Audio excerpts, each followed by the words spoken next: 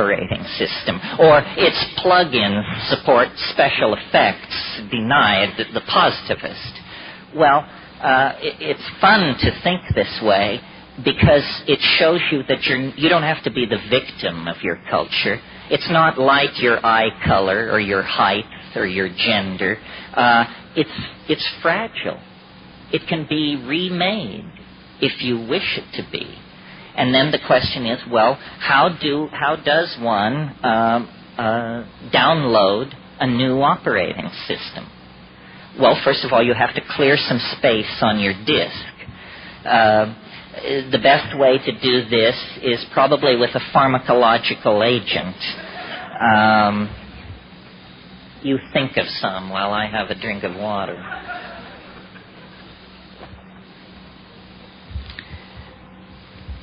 Psilocybin is an excellent disk cleaner.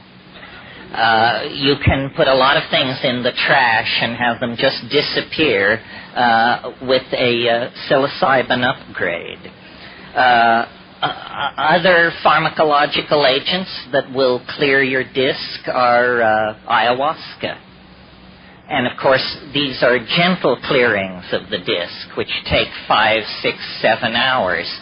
If you're in a hurry to dump that old data and leap right into the new operating system, click on the button marked dimethyltryptamine. A compressed disk erasure will immediately be downloaded, unstuffed, bin-hexed, implemented, installed, run, and you will find yourself with an entirely different head. Now, shamans have always known, though they may not have used the kind of language I'm using here, shamans have always known this trick. What trick? It has two facets.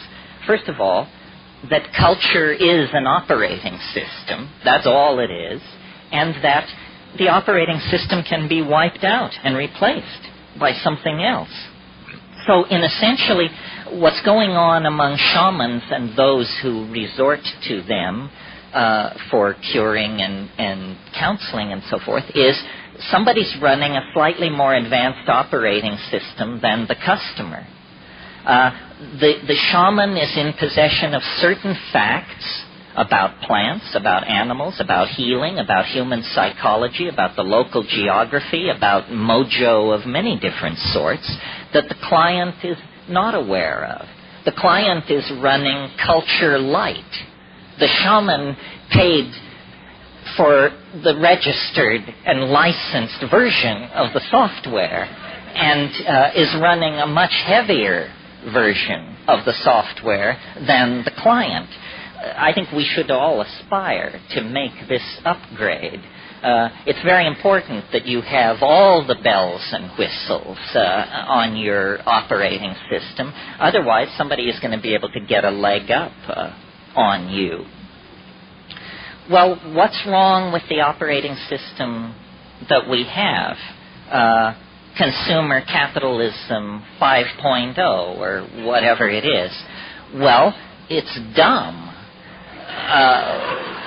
It's retro. It's very non-competitive. It's messy. It wastes the environment. It wastes human resources. It's inefficient. It runs on stereotypes. It runs on a low sampling rate, which is what creates stereotypes. Low sample rates make everybody appear alike, when in fact the glory is in everyone's differences. And the current operating system is flawed. It actually has bugs in it that generate contradictions. Contradictions such as we're cutting the earth from beneath our own feet. We're poisoning the atmosphere that we breathe. This is not intelligent behavior. This is a culture with a bug in its operating system that's making it produce erratic, dysfunctional, malfunctional behavior. Time to call a tech. And who are the techs? The shamans are the techs. Well, so I think you get the idea. Very important to upgrade your operating system by dumping obsolete cultural subroutines. They are simply taking up disk space. They are not advancing you in any way whatsoever. Now, a very large group of people who followed this advice and rebuilt their operating systems in the 1960s went on then to build this most amazing of all cultural artifacts, the Internet. The Internet is light at the end of the tunnel. I don't care if it's being used to peddle pornography. I don't care if it's being trivialized in 1,000 ways. Anything can be trivialized. The important point is that it is leveling the playing field of global society. It is creating de facto an entirely new set of political realities. None of the constipated oligarchic structures that are resisting this were ever asked. Their greed betrayed them into investing in this in the first place without ever fully grasping what the implications of it were for their larger agenda. The Internet basically means you can now be as free as you are motivated to be, as free as you dare to be. Tim Leary, years ago, it was something he used to say that never got quoted as much as turn on, tune in, drop out. But it seemed to me it was maybe better advice. And he used to say, find the others. Find the others.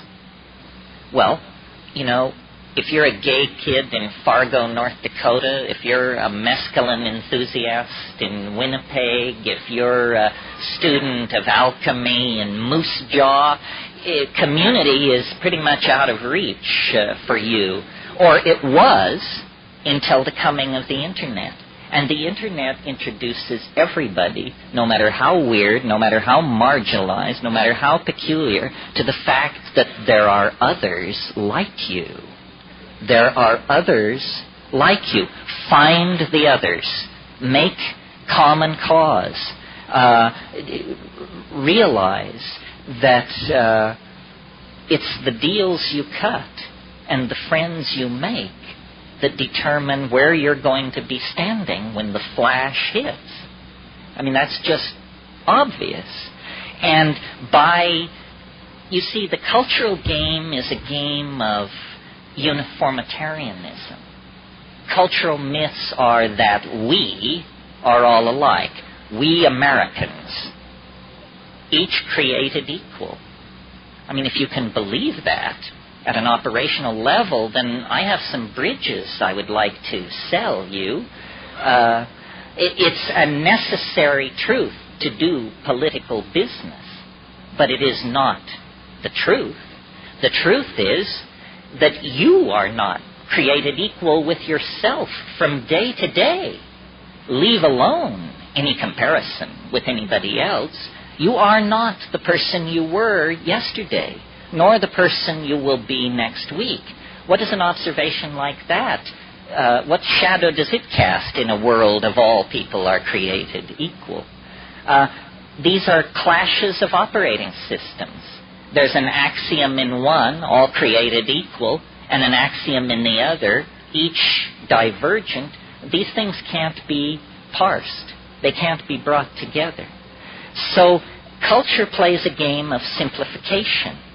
If you can make people think alike, they will buy alike, they will worship alike, and if, politics demands it, they will kill alike. So the uniformitarian agenda of culture is not an agenda friendly to you or to me or to any other individual. And if you start out from that point of view, you will soon realize that culture is not your friend.